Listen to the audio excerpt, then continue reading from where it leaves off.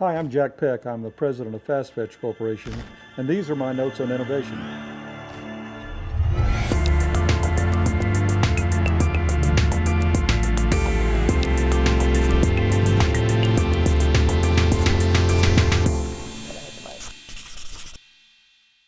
FastFetch develops hardware and software for order fulfillment, that is, picking in distribution centers. Very, very small ones and very, very large ones. All of our products are scalable. These products are a combination of voice, wireless barcode scanning, and light-directed technologies that we put together in an interesting way. We do have patents. We have 2 U.S. patents, we have 7 international patents, and 2 U.S. patents pending on some of the solutions that we've come up with. What do you do at FastFetch? Do a little bit of everything, all the way from doing the fun things like design and implementation, working with customers, working with my employees, all the way out to taking out the garbage, I suppose. You do all of that type thing if you're a small company. I'm originally from Louisiana, reared in Lafayette, Louisiana, Cajun country. Well, after I finished my doctorate degree, I decided I'd like to go ahead and move on to another university. And several of the faculty members where I got my undergraduate degree had moved to Clemson into the math sciences department. One of them was department chair at the time, and the other was dean of the college. And so one of my friends happened to be a graduate student in math sciences and said, hey, there's a job opening in Clemson. And so I applied and talked to the 2 individuals whom I knew many years before, and was offered a job, and I'm here. I was actually a math major, physics minor. There was really very little computer science anywhere in the country. The university where I attended, the University of Southwestern Louisiana, was one of the few that actually had a computer where it was used in the classroom. And so I learned to program actually as I was in the 9th grade in high school. But later on, when I got into college, I took as much computer science courses in mathematics actually as I could, and got hooked on it, and I've been doing it ever since.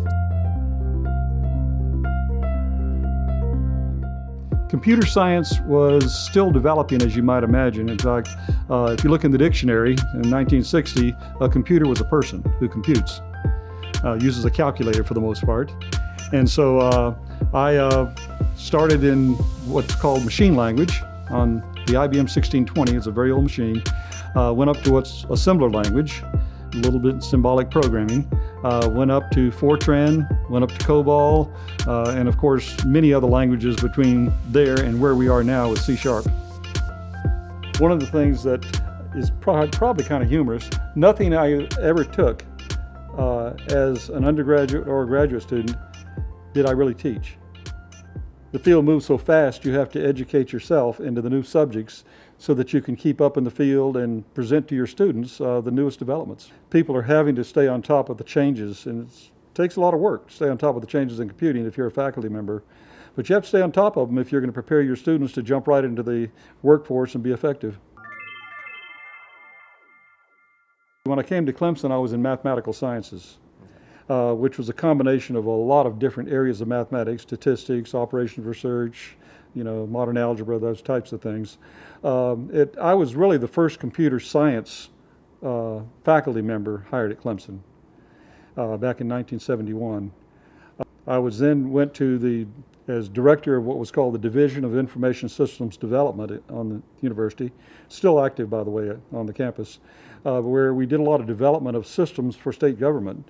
We did the Medicaid system for the state, food stamps, Title 4D, that's the absent parent, chasing system.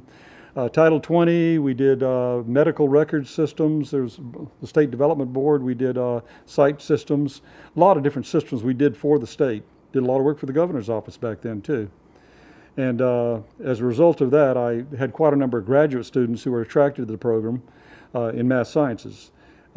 Because of the fact that we had so many students that became interested in computer science, we spun off really a separate department, the computer science department. And I was really the first faculty member in that department. I chose to not be department chair. We had a very good department chair, Joe Turner, who I had actually hired when I was in math sciences, and he was also a computer scientist from Maryland. And so we spun that off into another department. Joe became the chairman of the department. I was the first faculty member in the department, and then we went from there. I was also interim chairman in 1985 and again in 1999. As a faculty member, you could see things coming that typically you don't see as just a layman. But even with that, there are a lot of things that have come about that nobody could have predicted. The field is so wide, the number of places that computers are applied today is so large that no one person can keep up with all of it. There are a whole variety of things that help me in the academic world to get to where we are in the industrial world. And the things that were helpful, of course, were trying to be innovative. As a faculty member, you have to look for problems, and then you look for solutions to those problems. The same happens in industry if you're going to be successful. You're not going to do the same thing day in and day out. So to that degree, it was helpful. But as a faculty member, you're a little bit shielded. You don't have to worry about making payroll. Even as a department chair, the money's going to be there for payroll. You don't have to worry about it. You do have to worry about expenditures as a department chair, because you're not going to spend more money than they put in your budget, but you don't have to worry much about how the money gets in the budget.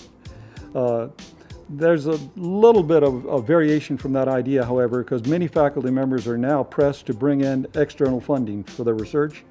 As such, you have to work hard to get that external funding, but it's generally in the form of a grant or a contract, and once you have it, then of course you can spend it in reasonable ways, whatever way you want to further your research. Today we're in a building that used to be part of the Clemson University Research Foundation, which is a group on the Clemson campus that fosters small company growth, entrepreneurial work. And we were a tenant of this when the university owned the building. The Clemson University Research Foundation chose to sell the property, and so they actually sold the property to the owners of another company that was in the building who does a lot of R&D in the organic chemistry area as a general form. And they bought it primarily because they had put a lot of money into their laboratories, their vents, their hoods, all of the things that they had to be concerned with. So to move to another building would have been pretty expensive for them. So they chose to buy the building, and we're still remaining as the tenant in the building. Now, the name of the company that you formed and operate today is? FastFetch Corporation. It's an outgrowth of a company that I had for 20 years, sold in 2007, called FoxFire Technologies. And FoxFire produced software for warehouse management. And as a result of that, I had visited many different warehouses, saw many different kinds of operations, saw many different kinds of problems, and came up with some unique solutions to some of those problems. And as a result of seeing those problems and developing the solutions, we spun off FastFetch, took it out of FoxFire, and then sold FoxFire. And so the owners of FoxFire became owners of FastFetch. As a faculty member, you're encouraged to do research. Some of it is funded by the government. I had, for example, contracts with the Air Force, the Defense Logistics Agency, the National Science Foundation over the years. But as a faculty member, you have to put your kids through school. And my kids chose to go to private schools that were fairly expensive, and so I had to do something, as many faculty members do during the summers and in their off hours, consulting, that type thing, to stay abreast of developments in the field, and also to bring in some extra income. And so I started FoxFire back in 1987, sold the company in 2007 after 20 years. We actually started out with FoxFire doing real-time shop floor control manufacturing rather than distribution. And our primary focus was in the apparel industry. So I learned a lot about apparel manufacturing. And of course, when you finish manufacturing a product, you often put it in the warehouse. So as a natural outgrowth of that, I learned a lot about warehousing. Then, of course, a lot of the apparel manufacturing went offshore to the Caribbean, Central America, South America, the Far East. and there was very little of the apparel manufacturing left in the United States. So we transitioned over to become specialists in software development for warehouse management. The warehouses were still located here because you want them close to the customers, and the customers are here, even though the manufacturing might be offshore. So that's how I learned a lot about warehousing. Having seen a lot of warehouses, gone into them, worked with the people over the years, I learned a lot about warehousing. I didn't just read about it in a book. I was chairman of the board of the company from the administrative side, but I was always involved in the development of the software. And at times, unfortunately, writing some of the software. The problem with writing some of the software is you might get calls in the middle of the night and in terms of support calls. So I found it better to hire people to do that, and then I could go fishing occasionally. Learned a lot about how to run a business. There's a lot more to it that you don't learn in the computer science department, even as department chair. And so learned a lot about how to run a business, how to keep the books, how to work with the banks, how to work with the customers, how to work with the employees. There's just different experiences. So I grew quite a bit, really while I was at the university, but that was part-time.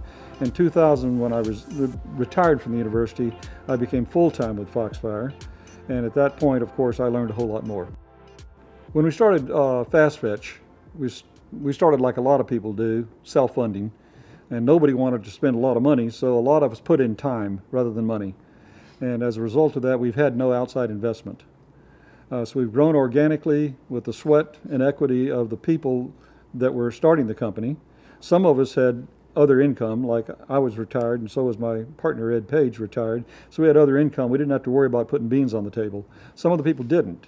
So we funded, the company ourselves internally so that we could attract and maintain the good people. And as I said before, give them a share of the company, make them have some equity and some interest in what happens, good and bad. Innovation to me is coming up with new ideas that other people haven't come up with. Not necessarily brand new technologies, maybe it's using existing technologies in brand new ways. And so all of that falls into innovation. In terms of why I do innovation, it's because it's fun. If it weren't fun, then I would be doing something different. I like to visit customer sites, whether they're going to be, I'll say customers, prospect sites would be a better thing. Maybe they become customers. Visit, see what they're doing, see if I can catch on to their problems, steal their ideas. I hate to say that, but that's part of it. Steal any of the ideas, good and bad, that they have, and then put them together into interesting ways. That's how I remain innovative.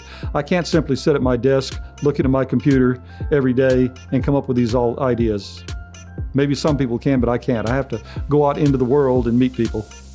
Now, that's not necessarily what, meets other people's needs. We have some people that are excellent coders, and they would prefer to just stay in the room.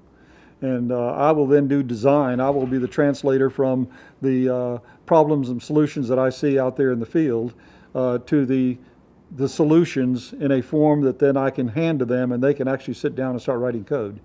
There are different ways of solving the problem in coding. There are very, very tedious ways, which if you've had enough experience and can see things differently, you can perhaps write in just a few lines of code. You hear of projects failing all the time on the IT side of the business. There are people that are very good that can do things in one day what other people can't do in a year. And you have to make sure when you hire people, you're hiring the people that are creative, can get things done quickly, rather than just trying to, brute force it. You really have to be able to speak to people at many different levels in order to get a contract. You have to convince the guy that's running the distribution center. You have to convince the guy that's in IT who's providing the support. You have to convince the people that are in operations that are actually going out and working with the people who are doing the physical work out there. You have to work with oftentimes the financial people. And you have to speak all of their different languages in order to get their confidence that they ought to turn over some of their operation and their money to you. Languages is part of it, but the other part of it is to be able to present your ideas clearly and understandably. And quite honestly, I think the experience that I came out with in academia, you have to present your ideas clearly and in a concise form, really, to the students. if they're going to go away in a short period of time and be successful with those ideas. And same way on the research side of academia. I mean, you're writing proposals to people that are hopefully going to fund them. You have to be able to express your ideas and how you're going to do things in, again, a concise and understandable way for the reader. What's your management style like? Do you tend to like to meet with your people early and often, or do you give them some space and autonomy? I typically would probably be more on the give them some space side than on the real rigid side. I think it is important to meet with them periodically, and even in social settings, so that they'll feel comfortable talking to you, you talking to them, discussing ideas. I think the dictatorial style is really poor. I just think it doesn't work for very long. I don't mind my employees challenging the things that I come up with and ideas. That's how I think we all make progress. I can see probably 12 to 24 months out in terms of where we're going, but quite honestly, that roadmap gets changed again as I run into new problems and new people and new challenges. So yeah, you need some sort of a roadmap, but be prepared to have it change as the environment changes, as the world changes. Certainly e-commerce is one thing we saw coming quite a number of years ago, and have built products to assist in that area. A lot of companies have not gotten into e-commerce, and as a result of that, they're not here. Well, take a look at Sears. Where's Sears today? They chose to have their catalog for many, many years and have the big store with the brick and mortar. Then you look at Amazon. And Amazon is, of course, the big leader. They started out very small, but they had a great idea, and they built upon it. So e-commerce is one of the areas we saw coming, and we built products, like I say, to address those needs. I think that as we look forward to many of the other kinds of businesses, people are getting into this. There's great opportunities for what we're doing right now. We're right now working with one of the big underwear companies. Sounds mundane, but they're just now getting into e-commerce, and I believe they're going to be buying our products. I don't want to name them, of course, but I think we're going to really, really help them from the start. We're already using AI in many areas, in our optimization in particular. I can give you a couple of examples. Many people know the dimensions of the items that they're selling, and in e-commerce you might order 3 or 4 or 5 items, maybe more than one quantity of each item, but it's generally a small number of things that people are ordering with e-commerce. And then you want to put them in a box. Well, the question is, what size box should you put them in? And if most companies have somewhere in the neighborhood of 10 boxes to choose from. And I'm sure that you've seen many times when you open a box, there's a little bit of something and a ton of dunnage, cardboard or filler in there to protect it from rolling around too much. Well, the big carriers, UPS, FedEx, DHL, they've all started charging more now based upon the dimensions of the boxes they're shipping versus the weight. So if you're shipping a big box with just a little something in it, you're paying a big price for doing that. Well, they started that about 2 years ago. And many companies are now paying a lot for their shipping that they didn't used to be paying for. What we've done, we developed algorithms using AI, so that given the dimensions of the items that you're going to be shipping, we will then understand how to place these items and orient them in the box in such a way that we will find the minimum size box among those 10, let's say, that you might be using for shipping. Most people just eyeball it, take a guess, and ship a lot of air. We've also come up with products recently, so rather than having 10 boxes, you could have 100. And if you have 100 boxes, obviously you're going to ship a whole lot less air. But the problem comes up then, what 100 boxes should you have to be shipping all of these products that you have in e-commerce? And so that's a very challenging problem and a very computationally intensive problem. And quite honestly, if you were to just try to brute force it by looking at all combinations of boxes that could be designed to ship the stuff that someone has been shipping for the last million orders, you're talking about years and years and years of computational time. I mean, centuries. And so we've developed techniques for coming up with answers for that in just a few minutes. We can tell you the 100 box sizes. Then the next problem is, once you have decided what 100 box sizes to use, how do you pick among those 100 boxes? Because when you think about packing items, not only do you have to understand how the different ways every item can be oriented, but there's certain items that, for example, tapered trash cans, where they can be nested one inside the other, and they would have a hollow center where other things could go in there. And things like once you have put an item in, you can't put another item on top of it, it'll crush it. So you have to understand all of those constraints in terms of how, we can place items in boxes. Again, it's computationally intensive, but you have to come up with an answer in less than a second. So doing that is an extremely challenging computer science problem. I've had a lot of failures. And you're right, you do learn a lot from failures. I've had a lot of failures. I'm going to discuss them, and even give you a full list. But I might say that the lessons I've learned from the failures have been that when you're working with someone in a company, have some confidence in yourself as being able to understand what's going on. I know one of the first companies I actually worked as part owner in was a software company in Louisiana. Back in those days, we used to call them service bureaus. Basically, you did computer work for other companies and you had the big computer. And I noticed at that time, just back of the envelope calculation, it seemed to me that the income was less than the expenditures by a fairly wide margin. So I went to the financial officer in the company, who happened to be a CPA, and said, "Where am I going wrong in my logic here?" And he said, as a programmer, you don't have a full understanding of all of the accounting methods and practices that we have, and so don't worry about that. Just go back and do some more programming.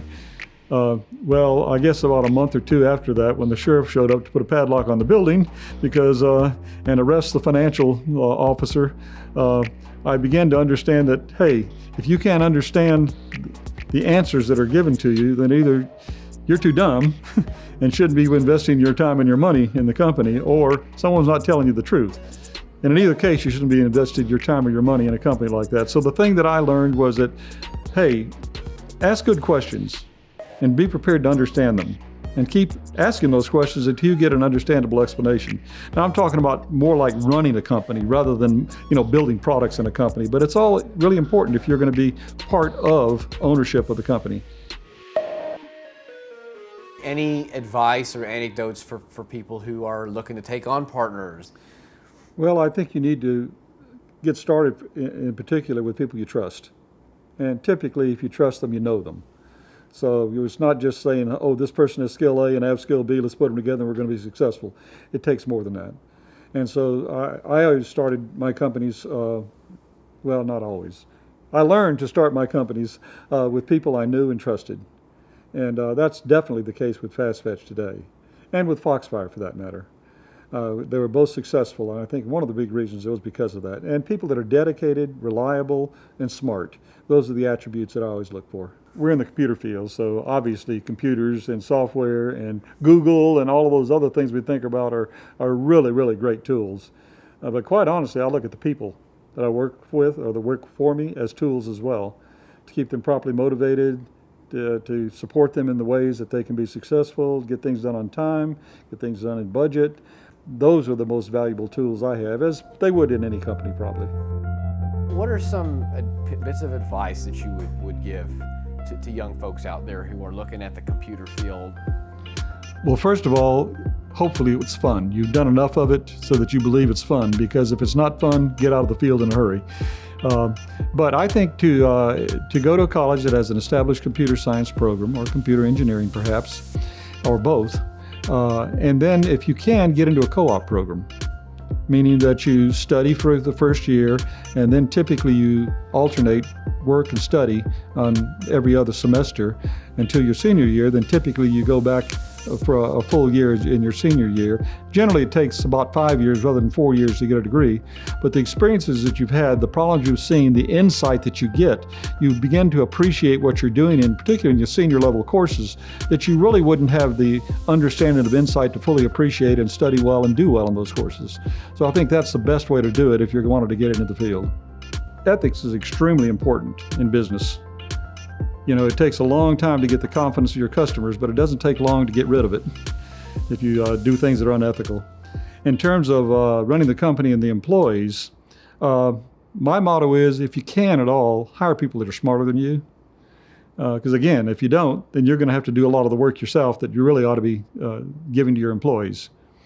I think that to share the wealth of the company, is a good idea too. We have given shares in the company to the key people, for example, in both FoxFire and in FastFetch. And as a result of that, they're still with us.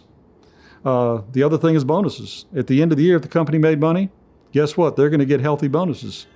And so they're going to hang around and they're going to do what they can to control expenditures and, of course, maximize income.